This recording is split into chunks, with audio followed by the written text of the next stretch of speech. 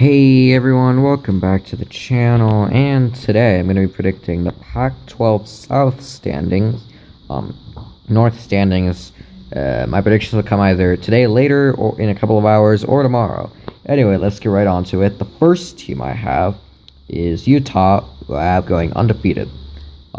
They had a down year last season, but Kyle Whittingham is a really good coach. He's a really good coach. R.I.P. Ty Jordan. They lost a promising young running back.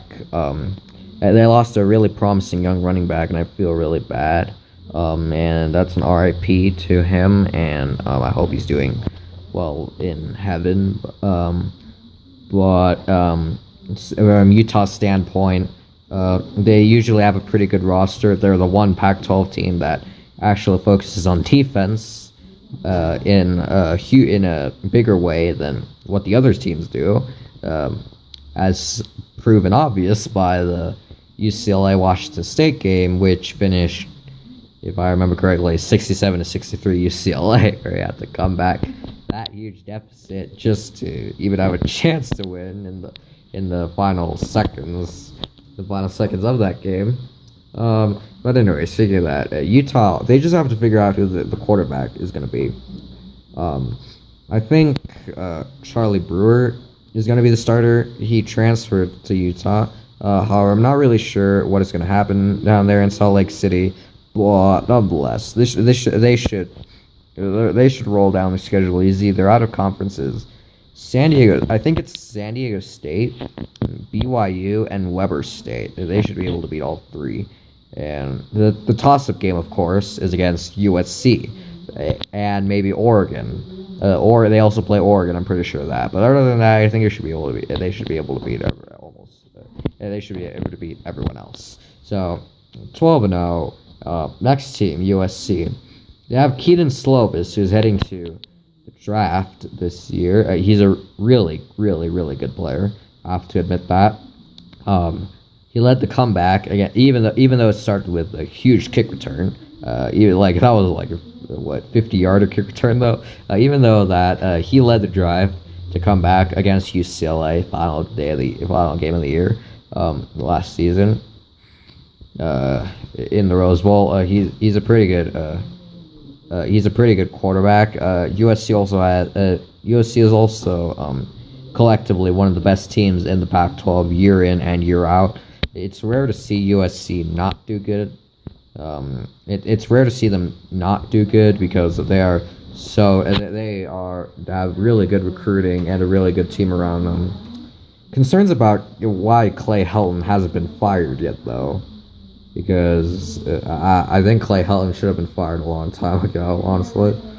But nonetheless, USC, great team.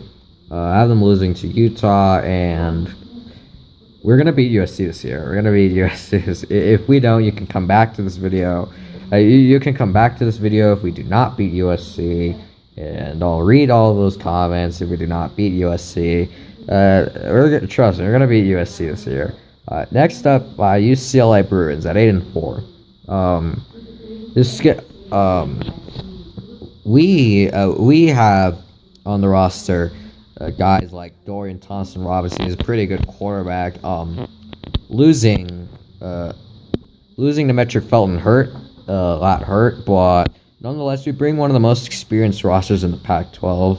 Of course, I won't go ahead and name everyone, partially because I do not know all the players, but partially because I think I'd spend 10 minutes of this entire video doing that. But anyway, we have players such as wide receiver Chase Cota. We also picked up Ethan Garbers from Washington, who's a quarterback, in the transfer portal. So that could be interesting. Maybe he's a starter next year, because I think Dorian Thompson-Robinson is going to the draft after this year. Who knows, though?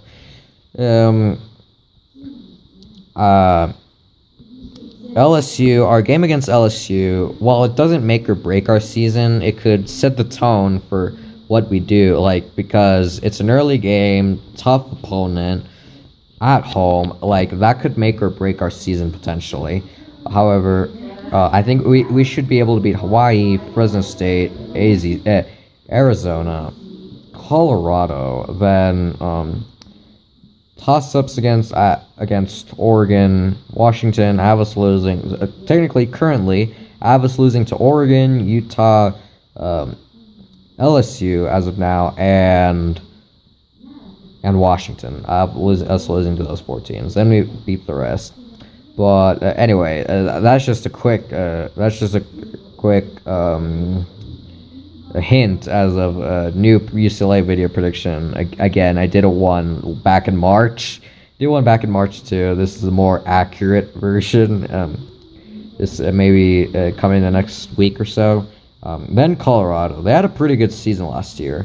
They should have won the Pac-12. They should have. They look 100 times better than what USC almost lost to Arizona here. Is at the bottom of the screen.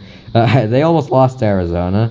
They should have had 3 losses. They should have lost to UCLA, lost to AZ State, and lost to lowly Arizona, who I'm actually glad they won that game. Otherwise, the Pac would look really bad. But nonetheless, they should have lost that game.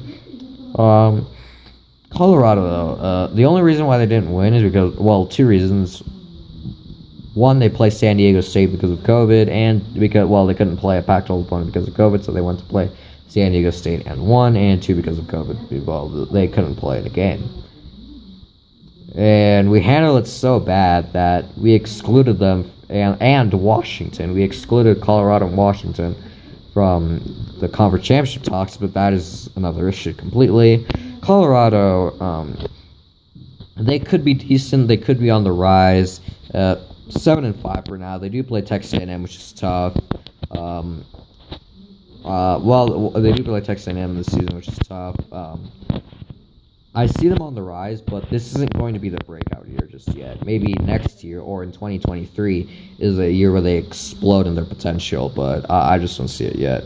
Changing their punter to quarterback last year was a good decision. That was apparently a good decision as they beat UCLA with it. And if Neuer is still going to be the quarterback as formerly a punter, then I'm all in for it. Okay, next Arizona State, 5-7. By the way, this wasn't my initial prediction. I had Arizona State actually going undefeated. By the way, so don't clown me or anything. Don't oh, the sky is like. I mean, this guy is Arizona State 5-7. But I mean, if you remember, Arizona State is apparently being investigated by the NCAA for recruiting violations, and if those pass through, then that means probably a bowl suspension or playoff suspension for cert X number of years or something, which then leads to recruits leaving and players already in the team leaving. While Jaden Daniels still on his team, who knows what will happen to the rest of the roster? Who knows what will happen? Arizona State is one of those. They should be better, but this or that caused them to land here. The recruiter situation that was a black eye on their program. So 5-7. Their wins, by the way, are going to be Arizona, Washington State, who I think is going to be really bad. Not like 0-12 bad, but I mean like I have them at 5-7, just another peak as in my North predictions, which will be coming later. I have them at 5-7 as well, but I mean, I have them 5-7, but Guarantano is not going. He's gonna. Guarantano is Jarrett Guarantano is the Cougars starting quarterback. So no, if they do that, then they're dead. Then they're dead. Last Arizona, 2-10. This team just straight is awful. This team is just straight up awful. I don't even know how to say anything about this team because they're just straight up awful. Haven't been good since 2015. Once UCLA routed them into, I keep mentioning my team in the performances against other teams. In 2015, we played a game. We absolutely routed Arizona. They haven't been good since. But Arizona though, 2-10, win against Northern Arizona, and then a win against either San Diego State or against Washington State, who I still like with Jarrett Guarantano. They're just 10. So anyway, thank you for watching this video, and I'll see you very soon.